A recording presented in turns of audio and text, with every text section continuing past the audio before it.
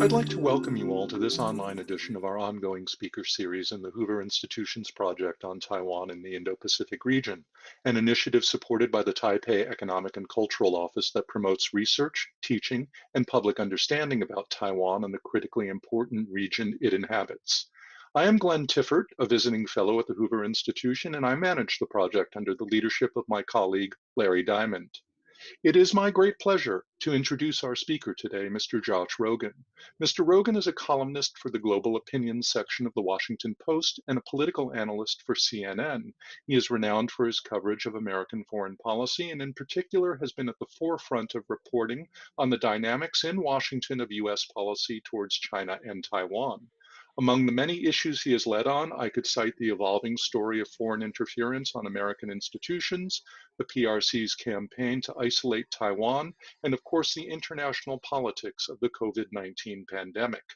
Most recently, he broke the story of US State Department internal cables from 2018 warning of safety lapses in the Wuhan virology lab that is at the center of the coronavirus storm.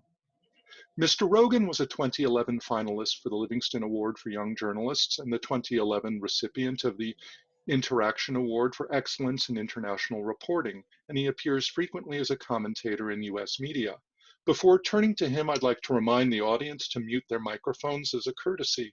I'd also like to direct your attention to the Q&A button at the bottom of your windows. When the question and answer portion of our program begins, you'll be able to submit your questions by clicking on it.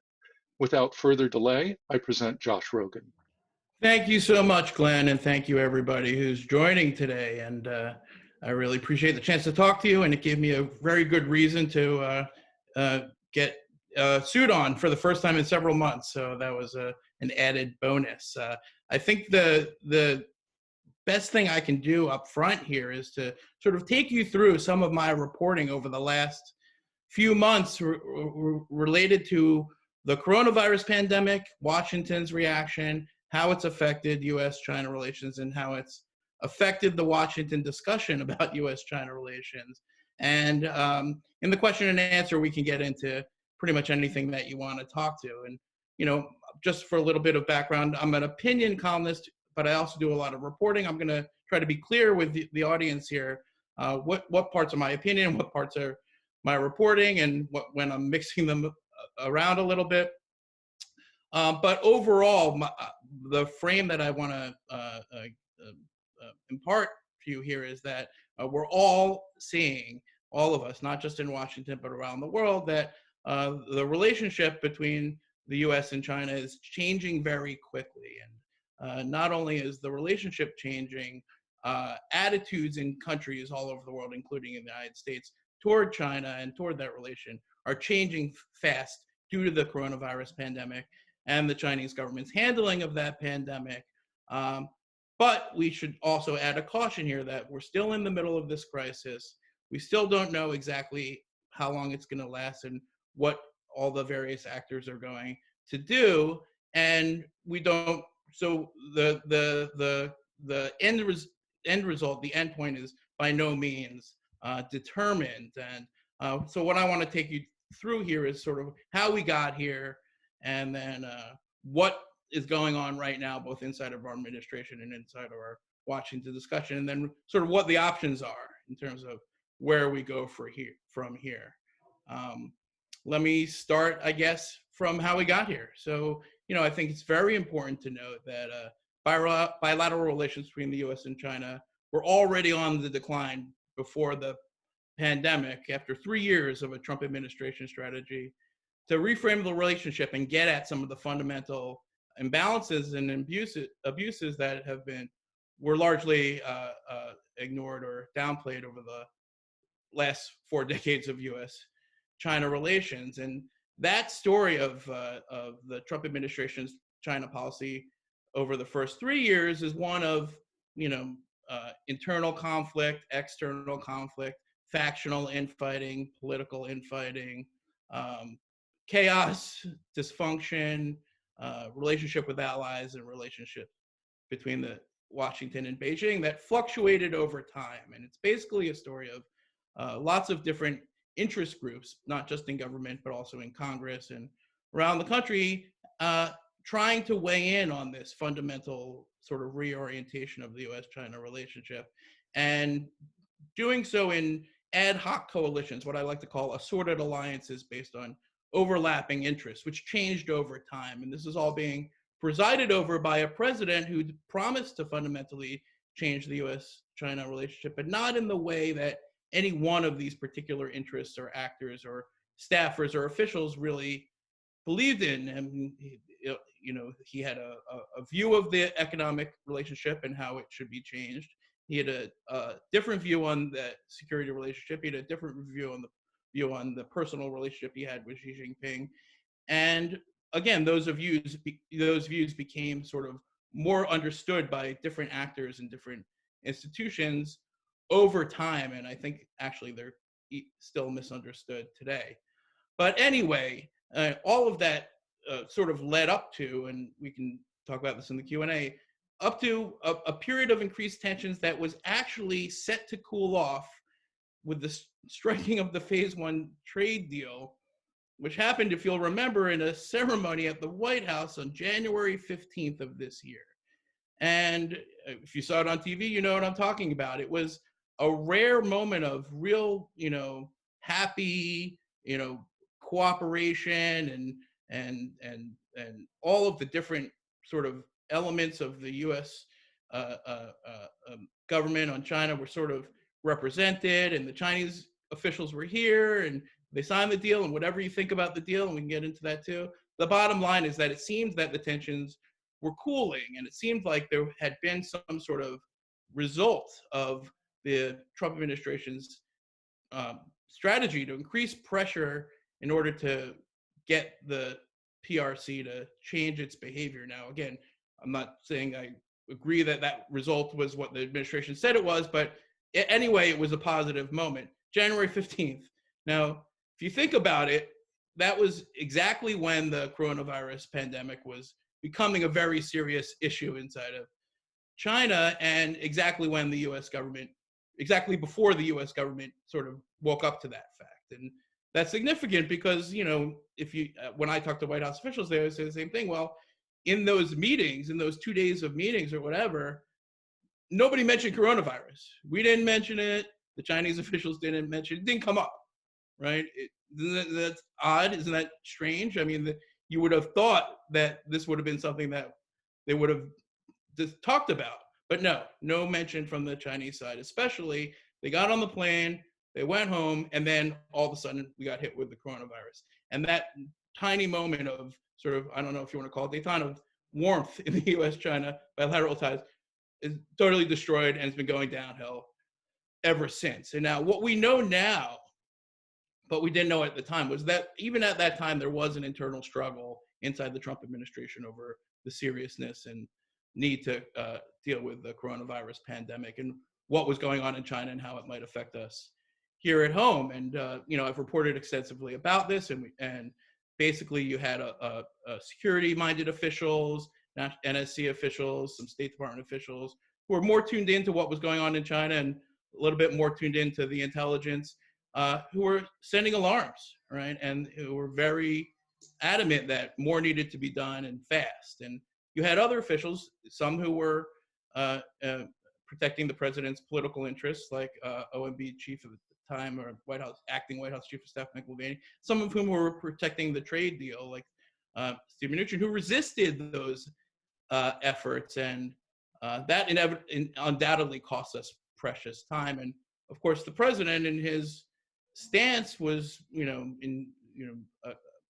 this is debatable too, but was in the mood at that time of cementing his new trade deal and friendlier ties with Beijing, and for obvious and clear and understandable political reasons, was resistant to the idea of believing that this was going to be something that would doom our economy, perhaps his reelection, and perhaps the trade deal that he just got finished signing. Okay, but we didn't know that on January 15th. But the various actors inside the system sort of all came around to that at different times in different ways.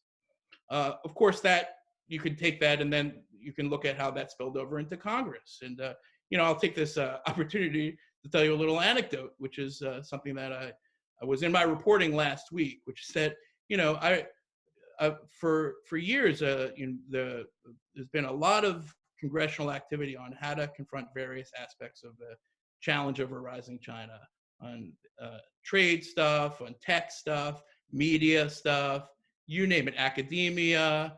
The issue of Chinese influence and interference operations inside the United States grew from basically no discussion, only a few years ago, to being discussed all the time and everywhere. And that's a huge change that's been building for a long time. And notably, it was not completely bipartisan, but there was a lot of bipartisanship to be found in it. I remember I reported on a bill, Uyghur human rights bill, which was co-sponsored by Marco Rubio and Ilhan Omar, who never agreed on anything. Mark Meadows and Adam Schiff, and you could just go down the line. There was an understanding that some of these worst abuses were so egregious that even progressive Democrats and hawkish Republicans could get on the same page. There was a lot of cooperation on the trade stuff in a different set of, again, assorted alliances. You had Tom Cotton and Chuck Schumer co-sponsor a bill on fentanyl. There was an understanding, if not a totally functional set of cooperation, that everyone had an interest in doing something about some of these problems in the U.S.-China relationship that had been festering for so long. And I think it's clear now. You can see that that bipartisanship is disappeared. Okay, but it didn't. That it started to break down actually before the coronavirus was impacted. And this is the anecdote. So I was for a year following this effort inside congressional leadership and to create a task force. They called it at that time a policy coordination committee, and that this was meant to bring together Republicans and Democrats from 10 different committees of jurisdiction to put their heads together and figure out the order of battle and priority and how to deconflict interests related to legislation on China. It seemed like something that everyone could agree needed to be done. How do you have 200 China bills and nobody knows which one's which? And does the Education Committee like what the Intel Committee came up with on Chinese infiltration of academia? Well, no, not unless they talk to each other. So this was the idea. And they worked on it, and I caught wind of it, and I talked to a bunch of leaders, you name it, Hoyer, Engel, McCarthy, the whole bit, McCall. They're all on board. And this was in February. And so I did a bunch of interviews. And it's nice to write a good news story every once in a while. I'm not opposed to that. And the night before, I had the article written, the night before it was set to publish, I got a call from the Democratic leadership to say that this had to be put on hold.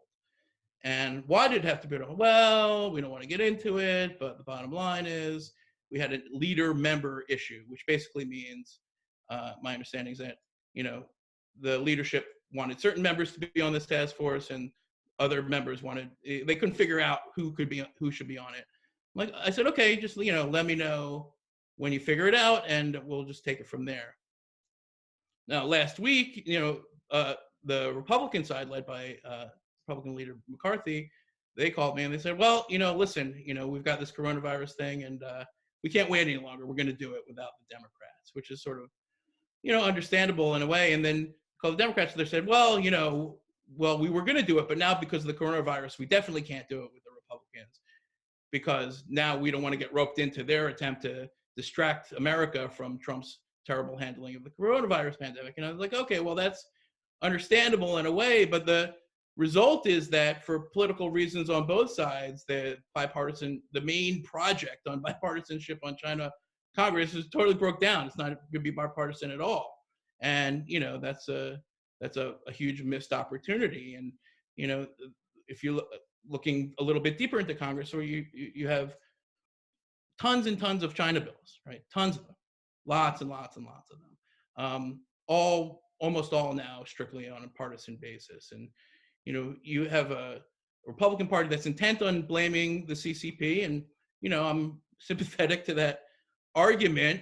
And you have a Democratic Party that's intent on avoiding blaming the CCP because it's as Nancy Pelosi said just yesterday, quote unquote a distraction from the issue of dealing with the pandemic. And you know, I I happen to fall somewhere in the middle. I think that we need to walk and chew gum, that we can be critical of our own response and critical of China's actions at the same time. In fact, we need to do both because our response, our government's response, is still very lacking, and Chinese government's response is still very lacking, and both of those things affect our security and our public health. But anyway, the politics of the moment don't provide for that, and that kind of gets you into the campaign. And it's obvious that, you know, in this presidential election season, the incentives for politicizing the issue on both sides go up enormously, and that's you know, inevitable but extremely unfortunate. So you had the Trump campaign spending millions of dollars attacking Joe Biden his week on China,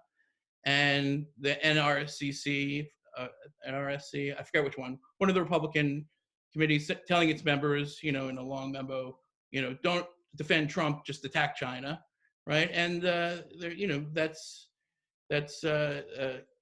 clearly an attempt to abuse the China issue for partisan purposes. And then on the Democratic side, what you hear on China is, you know, on the one hand, some I think very legitimate and important warnings against you know, increased threats to Asian Americans, and I think that's a serious issue, and we should heed those warnings and be very engaged with that community. But also on the issue of the CCP, almost nothing.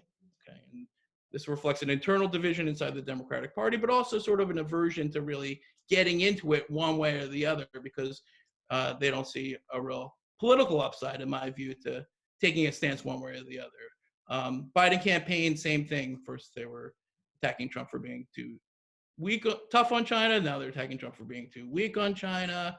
It's muddled. There's no other way to describe it but as muddled. And you know, we could talk about what that would mean if the Biden campaign actually wins, which is a whole nother story.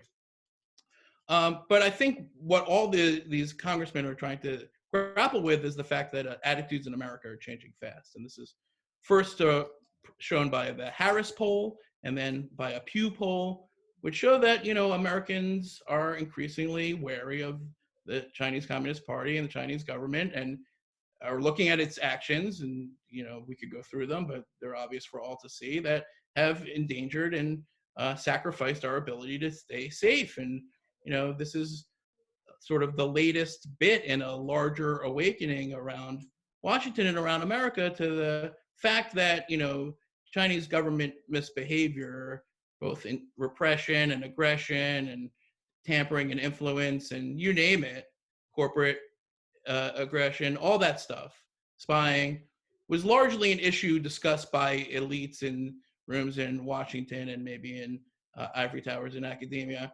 And that's no longer the case. Now everyone's stuck in their home. Everyone can't see the grandma. Everyone's wearing masks, and everyone knows, and I don't think it's arguable, frankly, that missteps and lies and distortions and propaganda by the Chinese government exacerbated this crisis. I don't think anyone except for the Chinese Communist Party is even disputing that. And we can talk about how much it exacerbated it and how, you know, what we could do about that. And I think that's a fascinating discussion.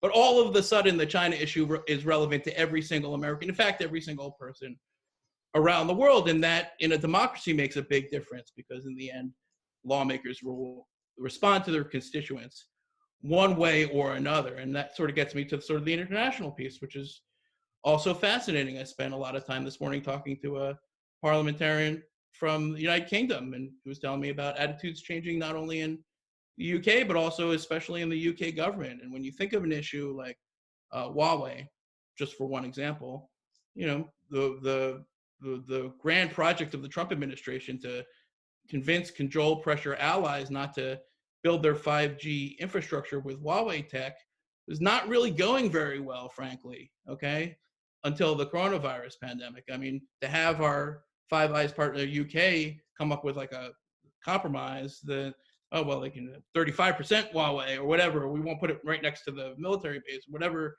rationale they came up with, that was a defeat for US international engagement on the China issue.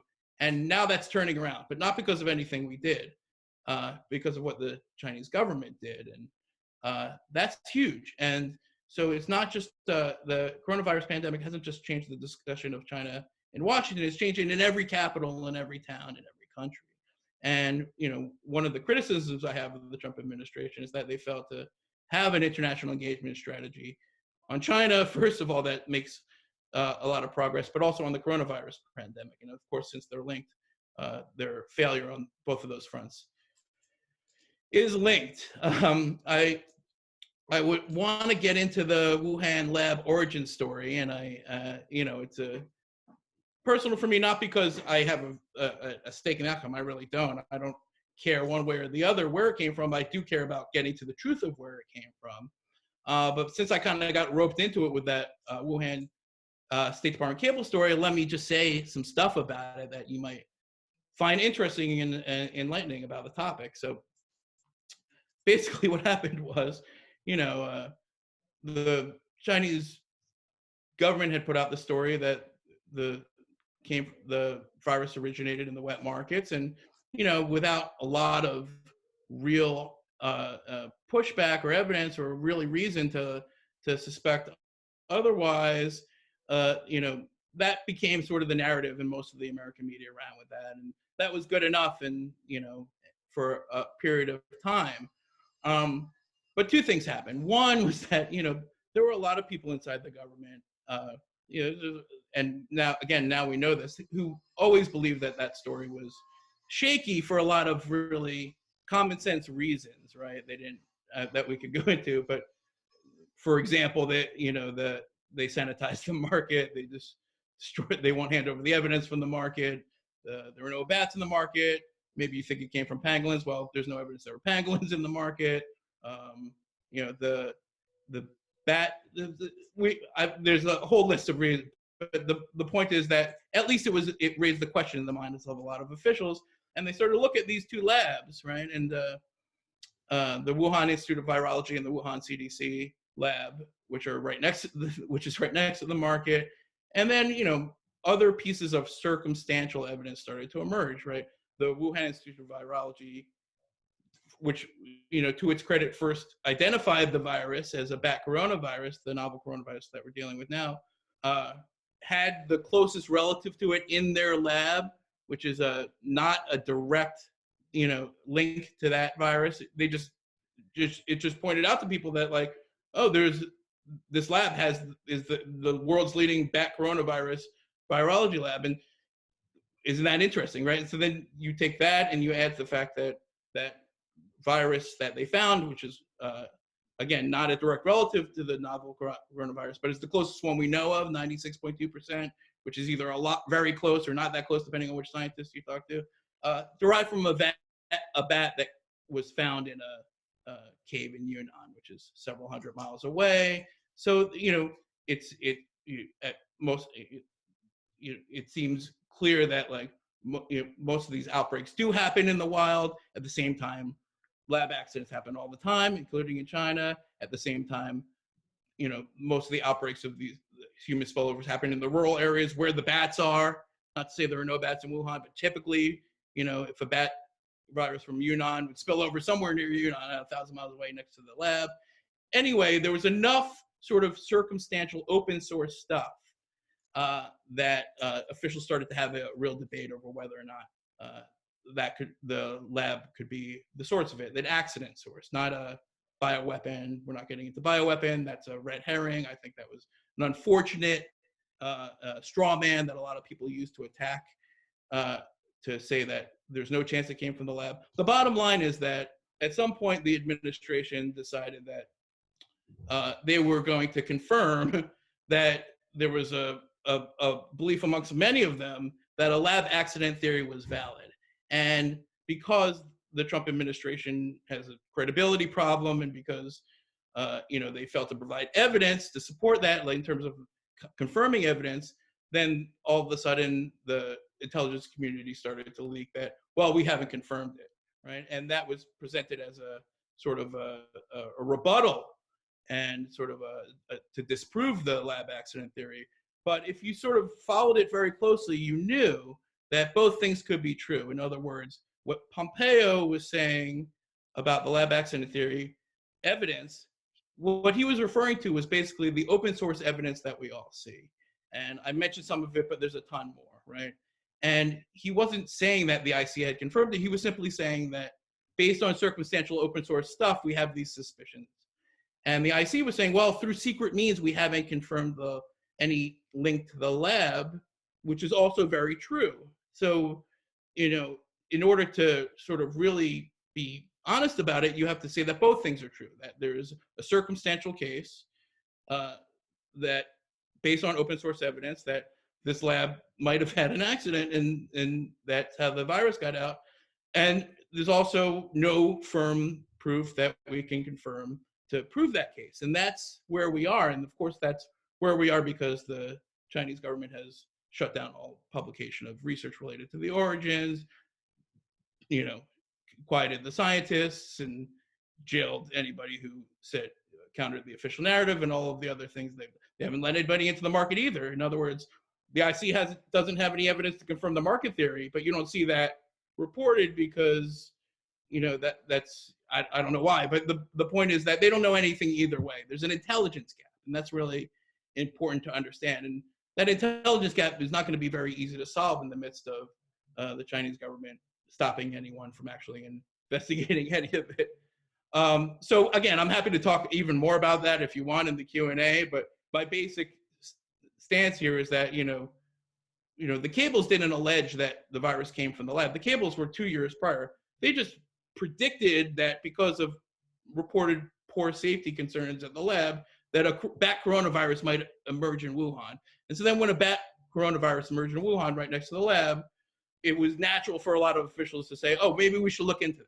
And they're looking into it, and they haven't found any proof yet. And again, we can talk about that more. Just to sort of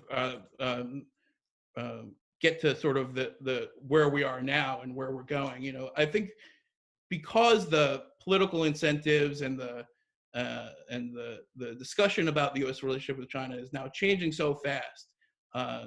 Basically, what you have is politicians and congressmen and industry people and officials and everyone really sort of like treating the coronavirus pandemic as a Christmas tree. It's like whatever ornaments you already had, you just bring to the Christmas, you put them on there, you just dust off whatever you had in your closet. So, if you were for decoupling in the U.S.-China economic relationship before coronavirus, well, now coronavirus is the perfect reason to move forward with that. If you were for cutting off China from financial markets, or if you were for, restricting Chinese journal, or whatever it was that you wanted to do, well, isn't, that this is now the perfect avenue because it's caught the attention of the world. And that's in some ways an abuse of the issue, but in other ways, an opportunity for a lot of things that have been sitting on the shelf to come off the shelf and get some real discussion and debate. And, the trade deal, while it's still being tested, I mean, it's fair to say it's not going to be going very well. They're not going to meet their purchasing demands, which is the thing that Trump cares about. And they're not going to, it doesn't seem like, based on the news today, that they're hacking all of our research institutions for coronavirus data. It doesn't seem like they're going to stop the intellectual property theft or the economic espionage, which was the other part of the deal. So that doesn't seem to be going well either. So all of the sudden, for the Trump administration, preserving the phase one deal is still a political imperative, but preserving it to the extent that you don't do a lot of important things on China that had been shelved while we were negotiating the deal, that no longer makes a lot of sense to them. So I think you're going to see a lot of things coming out of storage. Okay, and you saw one today. And what happened today, and this is kind of gets us off on a tangent, but I think it's important, is that the White House ordered the body, it's called the Federal Investment Retirement Board, to cancel its plan to invest billions of dollars of U.S. Officials' pension funds. It's called the Thrift Savings Plan. If you're a troop or a federal employee, you have a 401k. It's run by this thing called the Thrift Savings Plan. And that Thrift Savings Plan was planning to change its investment scheme to track an index called the MSCI index, or at least one of a basket of indexes that are heavily invested in Chinese companies, including Chinese companies that are sanctioned by the Commerce Department, including Chinese companies that are committing gross human rights abuses, including Chinese companies that are committing all sorts of other crimes. And that was something that, Wall Street and Treasury Department and a lot of people, even inside the administration, thought was like, we can't touch that. Okay, we can't stop the, challenge the Wall Street indexes from investing in China. That could be super disruptive. And why shouldn't we want to have China in our markets, and why shouldn't we want to increase our financial integration and all this stuff? And there was a minority community, especially national security people, but not just national security, who said, oh my God, no, we can't do this. We can't tie our soldiers' pensions to the success of Hikvision, because eventually we're going to have to sanction Hikvision, and we're going to be sanctioning our soldiers' retirement funds. And they're not going to like that, because then they're going to have Hikvision's going to have a political constituency in the United States to resist sanctions, and that constituency is going to be the U.S. Army. How does that work? How can we invest our soldiers' future in Chinese companies that are bad actors and then try to confront their bad actions? It doesn't make any sense when you think about it. But anyway, that was a minority position for all this time. But today, they announced that they're not going to do it, and that was a White House decision. Then I think that's a really important thing that a lot of people aren't tracking, but I think it tells you all you need to know about what's going on in the U.S.-China relationship, because that's something people have been working on for years, and all of a sudden it's in the realm of the possible where it wasn't before. And I think the coronavirus has a lot to do with that. Industrial policy, I spoke this morning to Senator Rubio for a while, and he had a plan. It was before coronavirus to sort of take this sort of Republican idea of traditional idea of industrial policy and adjust it to the reality of economic competition with China. And that's not something that he just thought of in the last 3 months. He's been working on it for a very long time. But like I said, oh, well, here's the opportunity. And now every American can be like, oh, wait, maybe we shouldn't depend on China for masks. Maybe we shouldn't depend on them for ventilators. Maybe we shouldn't depend on them for rare earth materials. I mean, you could take it in any direction you want to take it, but that's sort of a socialization of the competition that just didn't exist before pandemic. That's not to say that Rubio's industrial policy is going to win the day. It just means it's got a new rationale and a new momentum. Okay, and let's see. I want to leave a lot of time for questions. I think it's important here that we acknowledge that the Chinese government, the Chinese Communist Party, has done itself a lot of enormous and long-lasting damage through its response and its continuing misbehavior related to the coronavirus pandemic. Okay, and when you look at just the propaganda war, which we can talk about, which I think there's plenty of blame on both sides for that, but I mean mostly on the Chinese side. And then Beijing punishing Australian beef farmers because their government wants to investigate the virus origins. Beijing refusing to sign off on the WHO inviting Taiwan to the upcoming World Health Assembly. Beijing refusing the WHO's request to send another team in to study the origin. They want to go to the market. Okay, you said it's in the market. Let's take a look at the market. That we can't do that either. That was just this week. That was just all those examples, including the hacking our research institutions for corona. That's just this week. And it's been like that every week for months. And it's not going to stop. They're not changing their stance. They're not changing their behavior. And, think about that environment and think of what that means and how we respond to that. What will the news be tomorrow? What are they going to do next week? I can only imagine. We're just at the beginning of this, right? So as we look sort of a post-pandemic world, if there is such a thing, in U.S.-China relations, the Chinese government gets a vote in that. And we don't exactly know what they're going to do, but it seems like their strategy is ramping up to be one of, again, increased competition, but also increased confrontation. And of course, there's a risk that hardliners in both sides could fuel each other into a confrontation that neither side wants. But I think that risk is less likely than what's happening now, which is just sort of a steady state of increasing tensions that doesn't boil out into like open conflict, but just makes all of the things that we're trying to do with China that we need to do much, much more difficult. And, and yet we still don't have a competitive strategy, much less one with our allies that can really deal with this problem or the relationship in general. I'll close by saying that, I think like there, again, I don't want to just blame the Chinese government. I think there's a lot of mistakes to go around. Okay. And I think there's a lot of blame to go around. And, I think the media can come into criticism too. And, the the China issue is new for a lot of journalists. There was a real problem with taking Chinese statistics at face value. But that wasn't the media being too friendly to the CCP. That was just a sort of a learning curve for reporters and editors who didn't really understand. And, quoting Chinese media without identifying it as state propaganda, sort of, failing to sort of look at the evidence that they present for its usefulness and for its, fraudulent characteristics, and trying to understand. It's very complicated, right? And even the best of us on a good day have a lot of trouble with that.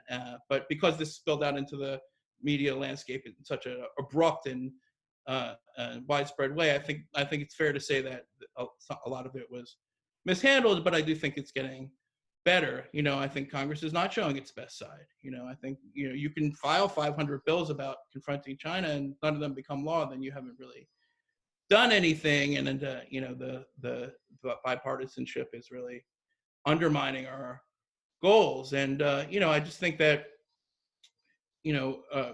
what the coronavirus pandemic has done is it's brought the U.S.-China relationship to the fore of our foreign policy and in the awareness of the minds of every American. And that is that's never happened before. That's totally unique, and that's going to cause a lot of disruption by itself. And what I hope will happen is that we'll start to have this national discussion about how to deal with the strategic challenge of a rising China, with the understanding that it's no longer a problem to be dealt with by elites, but it really is a problem that affects all Americans, American businesses, tech, media, Hollywood, academia, research institutions, all of it, okay? And my aspiration, and I'll try to end on a positive note, is that somehow we all figure out how to have that national discussion in a constructive way. I have to admit that we're not quite there yet. Thank you very much, Josh. I wonder, while we wait for our audience to use the Q&A button at the bottom of their windows to file questions for you, I wonder if I can use the moderator's prerogative to pose the first one. And that is, some of your reporting in the last couple of weeks has taken up the issue of Taiwan front and center, and in particular, how the COVID-19 in a way has changed the dynamics of the US-Taiwan-China triangle. I was wondering if you think that this new moment has changed the bipartisan politics of Taiwan on the Hill and in DC, has changed the debate within the foreign policy community on how much support the US is willing to publicly make for Taiwan, and whether you think that the game has changed fundamentally. Sure, that's a great question. So I think in Congress, there's always been a ton of bipartisan support for stronger ties and stronger support of Taiwan. Again, mostly because the lawmakers who really weighed in on it were ones that cared about it for already. So, you didn't find a lot of people, at least publicly, who would be like, oh no, screw Taiwan. That's not really, there's no real political upside in that. The problem in the last 3 years has always been inside the administration. And, it's very clear from the early beginning, and I reported this at the time, that after the backlash President Trump got from the call he took on December 9th, 2016, I'm sorry, it might be December 2nd, don't quote me on that. Anyway, really early in the transition from President Tsai, which he took, just because he's Trump and he wanted to take it and he didn't think it through, and caused him to sour on the idea of doing lots of public things with Taiwan for 3 years. And that, again, placed sort of a cap on the Taiwan policy. A lot of pro-Taiwan officials inside the Trump administration, John Bolton, Randy Shriver, you name it. Okay, we're trying to do a lot of good things, and they did a lot of stuff. They just couldn't talk about it, right? And the stuff they couldn't do was limited to this level, where it wouldn't disrupt the president's well understood aversion to doing anything public to support Taiwan, and the congressional sort of bills just churned and churned and churned. So what's happened again, sort of with Taiwan is the same thing that's happened a lot with the Wall Street stuff and the pension stuff, is that ceiling of what the officials are able to get away with or able to push forward has now risen. Okay, and the aperture is wider, and so I think you see that with the Taipei Act, and that president signed the Taipei Act. Guess what? The U.S.-China relationship didn't crash. You know what I mean? The required protestations were made, and then everyone went on living with their life. But it's still a lot less than what you would have expected from an administration that's so intent on, full of so many pro-Taiwan officials. And then you have the WHO stuff and the masks and and the coronavirus, and it's like very hard to deny that Taiwan has been a very positive actor and was maligned and mistreated throughout this crisis by all the international organizations, and is now facing increased military pressure from Beijing, in addition to all of the interference and political manipulation and pressure they subject them to on a daily basis. Now they're going to ramp up the military tensions in the middle of the crisis. What's that about, right? So all of a sudden, the Trump administration, again, the aperture is raised, so you can have a Secretary of State Pompeo publicly declaring the WHO must, admit Taiwan to the World Health Assembly, and that's the U.S. position. Great, okay, it didn't happen, right? But 2 years ago, we didn't protest. When they kicked them out the first time, we didn't protest, right? At least not in this kind of a public way.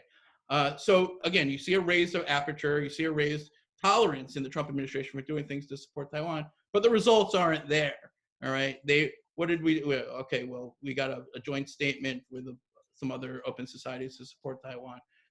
It didn't move the needle because it's essentially a day late and a dollar short. Now, they still have 6 months left to do something good for Taiwan. Let's wait and see. Can I follow up, Josh, specifically about that by asking whether you see any prospects at all in the near to medium term for completing a free trade agreement with Taiwan, the U.S. and Taiwan, since that's been in negotiation, and what other concrete dimensions to enhancement of the relationship might be feasible now that the aperture is widened? Yeah, so on a free trade agreement, I mean, for the last 3 years, I've heard nothing but promises of free trade agreements. Let me rattle off the countries: Pakistan, Turkey, Great Britain, Japan, Taiwan. They've got a ton of free trade agreement, negotiations on paper. None of them have done anything. I mean, the truth of the matter is that when the Trump administration abandoned TPP to pursue a strategy of one by one, Trump likes to say we're going to do them one by one, one by one. Well, they don't have 1,000 people to do these free trade agreements. They got a very small group of people, and they were working on the new NAFTA and the China trade deal with almost all their time. And so I haven't seen any real evidence that real progress has been made with Taiwan on a free trade agreement, and I'm not convinced that that's near the top of their priority list. I think they would probably do the UK first, and then God knows what else. And anyway, all of that is conditioned on the fact, on the prospect of Trump being reelected, because there's no more space before the election and nothing's going to happen. So I would just be skeptical of any real progress on a free trade agreement with Taiwan anytime soon, although I think there is some sort of benefit to talking about it, at least socializing the idea, and at least telling them that they deserve it, which makes them feel better, but doesn't actually get them what they want. Underneath that, there's a ton of stuff that we could do. This was in my column last week. Senior level visits, increased putting real meat on the bone of a strategy to get them into international organizations. What about a coronavirus pandemic cooperation, right? Doesn't that seem like an obvious thing we could do with them? Since they did the best in the pandemic of the entire world because they had the most experience with China and they've been through SARS and they gave us the real information. What if we put a coronavirus pandemic coordination center in Taipei? How about that? That's an idea. What if we just started to send a bunch of senior U.S. officials there? That would be nice. It's not a big deal, but it's something. What if we started coordinating with them on Chinese interference and influence operations? When I was in Taipei last, which was last year, mid 2019, they're grappling with the same issues that we're grappling with. Okay, all of them. Chinese interference in their media, in their institutions, in their academic institutions, espionage, and they're begging for. They're like, hey, help us help you, help us. Why don't we just put our minds together? We're not doing much of that at all. It seems crazy to me. So there's a few right off the bat. We had a reporter, Josh, who wanted to return your focus to the first question Sure. and ask you to look into your crystal ball and predict what might happen next week with regard to the World Health Assembly. Do you think Taiwan will make it over the hump? Do you think No. the building consensus? Okay. I mean, didn't they announce it? I mean, I don't claim to be an expert in WHO parliamentary procedure, but it seems pretty clear to me that the WHO said no, and that means that Beijing said no, which again wasn't always their position. Remember, Taiwan was part of the World Health Assembly for a lot of years until 2016, when Beijing just decided to not to do it anymore. The reason they were added as in 2005 was because of SARS, because the world recognized you, and Beijing had to admit that it was egregious to exclude them in the wake of SARS, and that was the attitude of the Chinese leaders in Beijing at the time, and those not the same Chinese leaders we're dealing with today, and they don't see it that way, and they don't care if we don't like it, and the WHO is clearly not in a position to, or it doesn't want to stand up to them, and so I don't see that changing at all, frankly. Great, thank you. I wonder if you could comment a little bit on the team that you see in the Biden camp advising on China, and what we might expect from them. Sure, it's fascinating actually because caveat is campaigns and administrations don't necessarily match. Okay, there's we have a shorthand where we try to look at a campaign and predict what the administration is going to do. Well, I don't think I need to lay out the case that almost every single time proves not to be the case. So with that caveat in place, here's what I see. Basically what you have right now is foreign policy as a focus of the Biden campaign in a way that most campaigns don't. They believe that he has an argument to make and that Trump is vulnerable on this issue, and they decided early on to make that a feature. And it wasn't focused on China, of course, at the beginning, but it's part of the Vice President Biden's argument for experience and a return to normalcy and a return to America's traditional role in the world, and a type of, not exactly the same, but a type of internationalism based on the liberal world order that Joe Biden preached about for all those years, inconsistently maybe, but sure, and it's also a reflection of the people who are really influential in this campaign. And I'm thinking right now of, for example, Antony Blinken, but a lot of others who are, devotees and come from this tradition of liberal internationalists, and again, more or less, and with variations.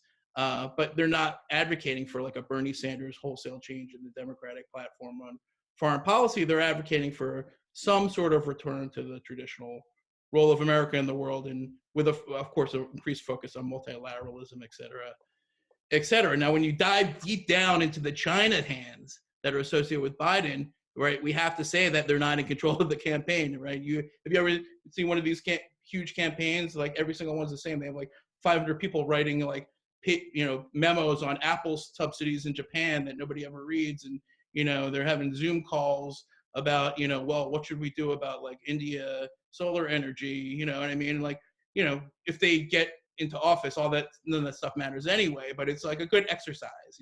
People getting to know each other and auditioning for jobs and stuff. And if you look at the people, and I'm gonna refrain from like naming some of them right now because I think they couldn't possibly like that. But the bottom line is that you have some traditional Obama, China NSC guys who are very pro engagement, who saw all the China hawks as like dangerous Cold Warriors, blah blah blah. And then you have others who are served in different parts of the Obama administration or didn't serve in the Obama administration at all, who are much more sort of attuned to the competitive nature of the relationship. And I'm an opinion columnist. I'm happy to admit, right here, right now, that I more sympathetic to that camp. Right. I think we need to avoid confrontation, but we need to compete better. Right. And that is a separate camp of Biden China people. Okay. And that conflict inside the Biden campaign is unresolved. Okay. And it won't be resolved until or unless he actually becomes the president. Then they have to fight it out. Okay. And that will be fascinating to watch. And I'm sure it'll be chaotic. And I hope to report on all of it if he wins.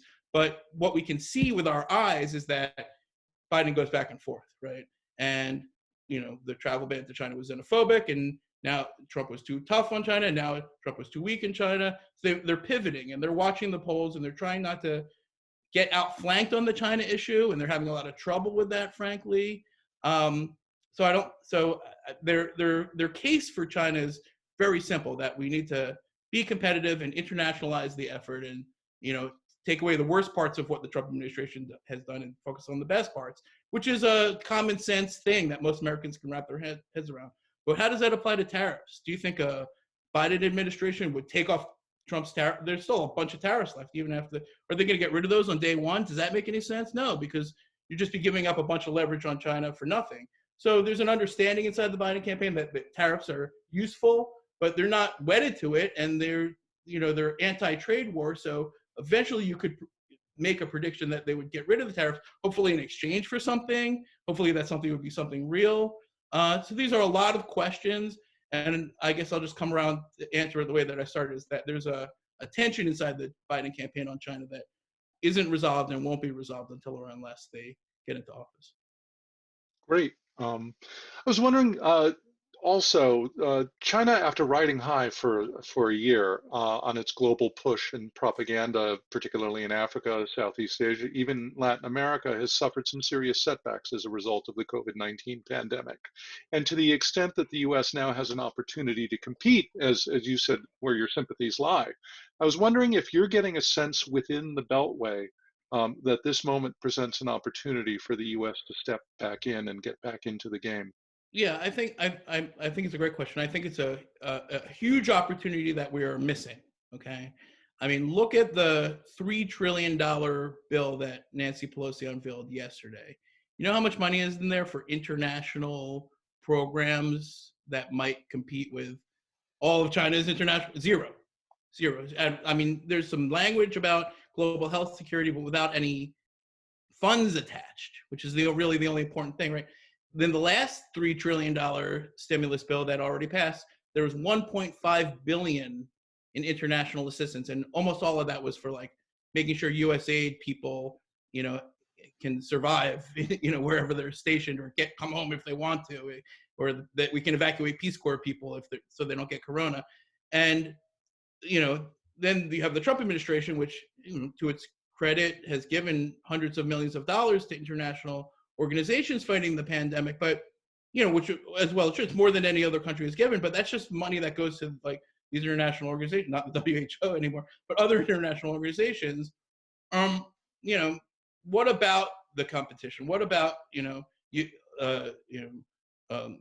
building up health infrastructure in these countries, doing all the things that might mitigate the risks of the virus there, so that we can still go to those countries, so that those people can still come here, so that the only person knocking on the door isn't like the Chinese government saying, hey, remember that debt payment? We're going to need that in 6 months, or we're going to take your port, which is what's happening. So yes, I think there's like huge missing piece of our coronavirus response and the international assistance. And it's a tragedy. I mean, right, we're just printing money, right? It's like $6 trillion. We're going to have to figure that out later. You can't give a few billion to stopping coronavirus outside of our shores. And the bottom line is that, congressional leadership doesn't want to put their members in any position where they have to defend any part of the stimulus that they don't actually have to defend. So they see it as just like a problem. Oh, who wants to go to New Jersey and be like, oh, get a question from a constituent. How come you spent this dollar in Uganda and not here in New Jersey? But we've had a long tradition of taking what 1% of our budget and for foreign assistance out of a recognition that it's both a strategic and advantage, and it's in our national interest, and in this case, in our direct public health interest. 1% of 6 trillion, what, 60 billion, right? And what do we do? 1 billion. So I mean, it's just a shame. Josh, the deficient masks, the grotesque lies in Chinese propaganda, the heavy pushing and intimidation in international arenas, these are all things that are fairly visible and that are coming more and more to the fore. I think there's another dimension of Chinese sharp power projection that's been more subtle and under the radar screen and presents a greater long-term danger to the liberal international order, which is China's, and it's not only China, I think there's actually an authoritarian project on this globally, penetration of international organizations and forums, and efforts to rewrite the international rules and really, in a deeper, more lasting way, tear down the liberal international order. There's a very good article by the University of Chicago law professor Tom Ginsburg on this rise of authoritarian international legalism and rule writing. But the penetration of the UN agencies and system has been very sophisticated and adroit and not very well noticed. So is it on your radar screen? Do you find it's on the radar screen of American and allied officials? Yeah, I've been writing extensively about this for many years, and I have a lot of thoughts on it. My first thought is like, okay, if you want to present it in the most benign, sort of forgiving way, what you could say, and this, I'm not saying this is my view, but I'm just for the sake of having an honest discussion, you could say that, well, the Chinese government has done an actually amazing job at engaging these international institutions and building relationships, often corruptly, to be sure, and to get into positions of control in these international organizations, from the UN to the Interpol to the World Health to World Intellectual Property, you name it, all down the line. The Food and Agricultural Organization, which is what a great power is supposed to do. You want to increase your power and influence on a multilateral basis. And we don't do that, right? Because every 4 or 8 years, we switch to a stance of, oh, screw those organizations, and we're taking our toys, picking up our toys, and we're going home, right? So which is the smarter strategy? Isn't it smarter just to give them credit just for a second, and then I'll bash them in a second? Isn't it smarter to just to do what great powers do, which is to exert their power in these multilateral institutions? That's exactly what China has done. Again, using the most corrupt means. Now, what they've done with that power is hugely problematic, as you noted, because what they're doing is to reshape those organizations and, in a sense, reshape the international norms and rules that those organizations are built on to their interest. Okay, and in many cases, and not all cases, that's adverse to our interests, especially in their view. So, if you look at so it's a much bigger issue. If you look at the international human rights, okay, and yeah, the Human Rights Council is terrible, and how can Saudi Arabia be? All those criticisms are valid, right?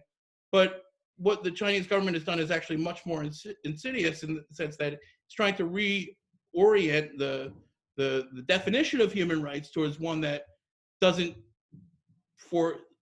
stop them from putting 3 million Uyghurs in camps, and God knows all the other horrible stuff that they're doing on the human rights front. And that kind of attitude shifting is almost as important, if not more important, than the control over the mechanisms themselves.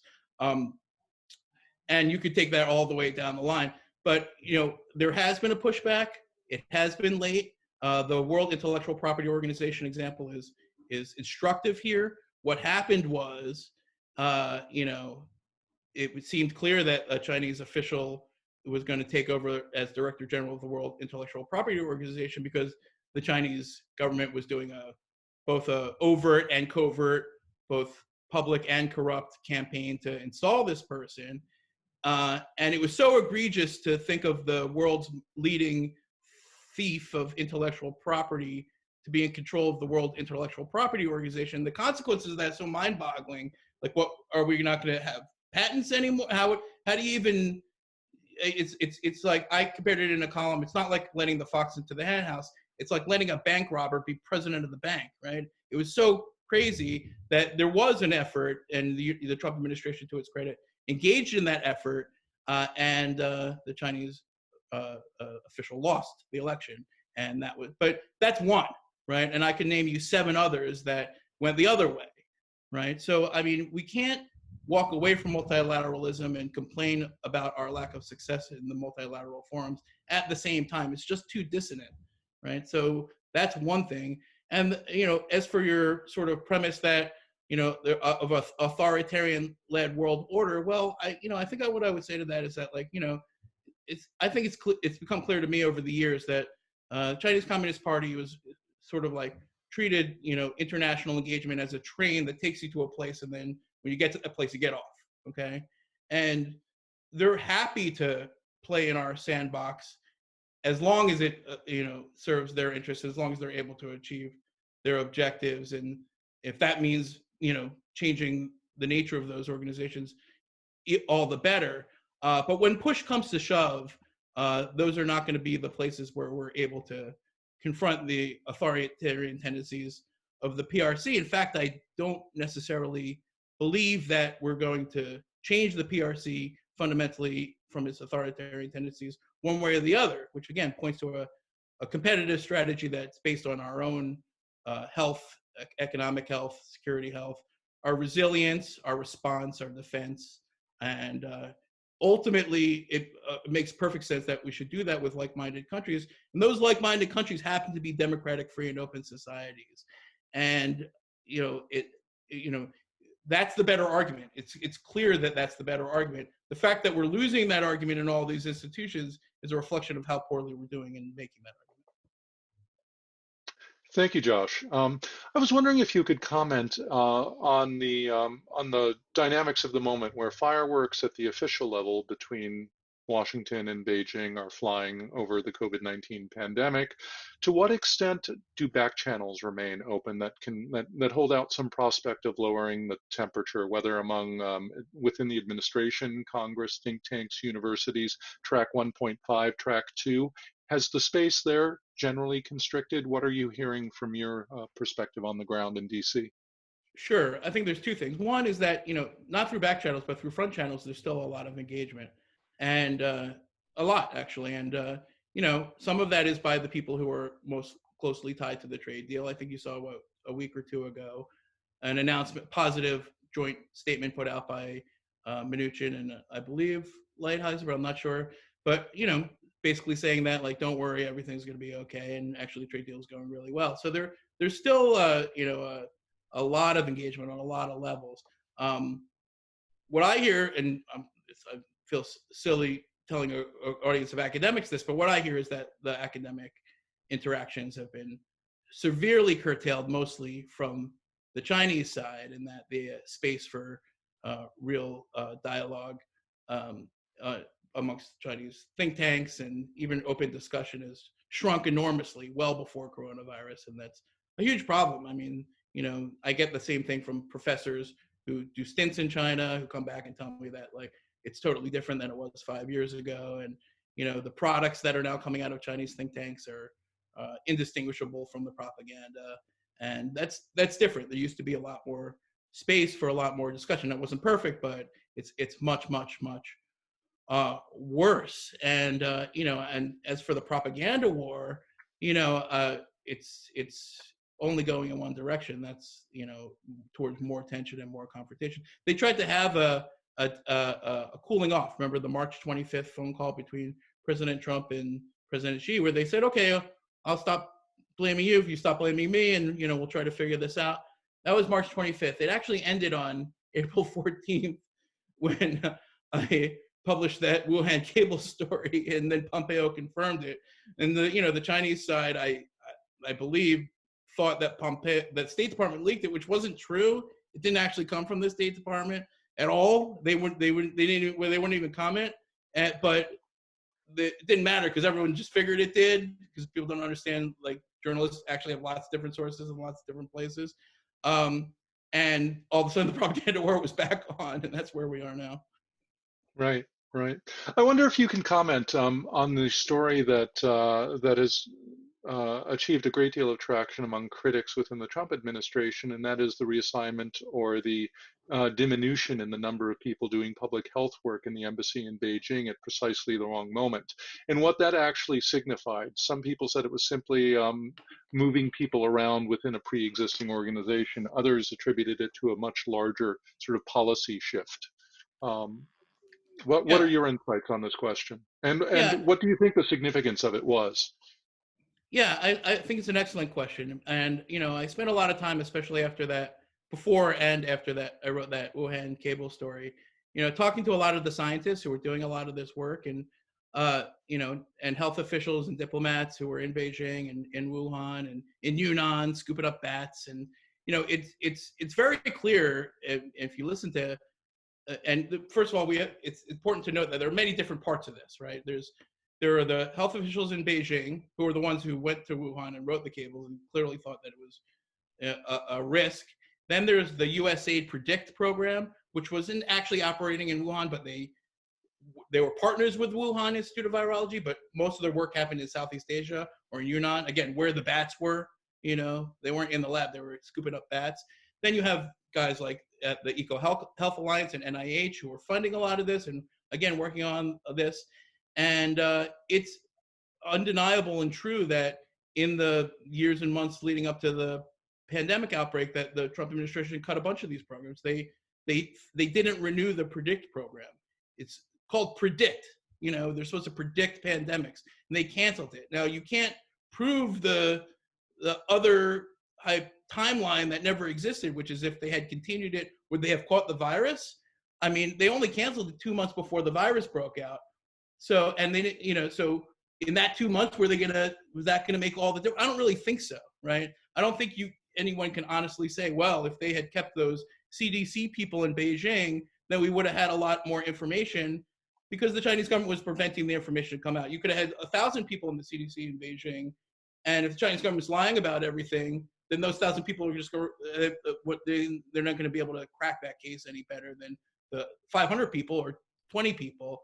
One of the things the WHO always says is like, oh, well, we had a lot of interactions with U.S. officials. You'll see this in sort of leaked in a lot of different stories, but I keep seeing it. So, if you understand how leaks work, when you see the same data points in like lots of different articles, well, that's probably a reason for that. And the leak is from the WHO. It's like, oh, well, we had 17 meetings with U.S. officials in Beijing in January, and that's meant to tell us that, oh, they didn't do anything wrong and that they were cooperating and everything was hunky-dory. But the fact is that that's not the problem. The problem isn't the number of people on the ground or the number of meetings. The problem is the information that they were getting. The information was wrong, and maliciously so. Okay, so if the WHO was not scrutinizing the Chinese information properly and then passing on that information with their endorsement to US officials in 20 meetings or 30 or 100 meetings, well, that's just as egregious, because they're passing on terrible information, and that hurt our response. So yes, I think both things can be true. They cut and the same thing with that pandemic office and the NSC. Yeah, I get it. They had a pandemic office. Would it have been better if they had a pandemic office when the pandemic broke out? I think reasonable people can look at that and say, maybe, but it doesn't mean that they didn't have pandemic officials. So it's hard to extrapolate the bureaucratic nonsense from what really affected our public health and our response. And again, I just keep coming back to this point. It's like, if you're dealing with a government who's actively trying to hide and lie about the pandemic, well, isn't that the primary responsibility that needs to be assigned, rather than the fact that we had 4 people at the embassy instead of 6? That seems pretty clear to me. Thank you. Josh, the answer to your last question is simply yes, it is. And before I give the floor to Glenn to close, I just want to offer deep thanks from our project on Taiwan and the Indo-Pacific region and from the Hoover Institution. You have certainly demonstrated in this last hour why you are now one of the leading thinkers and writers, not only about the US-China relationship and the whole kind of strategic interplay in the Indo-Pacific region, but why you're one of the leading voices in thinking about American foreign policy. Well, listen, thanks for saying that. I think we're all trying to figure this out. You know, I think just amongst journalists, I was just a little bit earlier on the China issue, but I think we're all forced to deal with this. And of course, the reason that I know anything about it is because I spent the last 15 years talking to experts much smarter than me who had much more extensive experience, including you, Larry. But you also have an analytic and normative lens that not everyone has. So thank you, Glenn. Josh, yeah, I really want to thank you for taking the time to share your insightful commentary with us. Those are fantastic answers and a great discussion. I'd also like to thank the Hoover Special Events team, which works tirelessly behind the scenes to make this look easy. And on behalf of Larry and me, let me invite our audience to learn more about our project on Taiwan and the Indo-Pacific region by visiting hoover.org. Our next public event will be on May 22nd, a research presentation by Dr. Dafydd Bell from the University of London on Taiwan's active sphere of political parties with origins in social movements. And we'll see you next time. Thank you very much.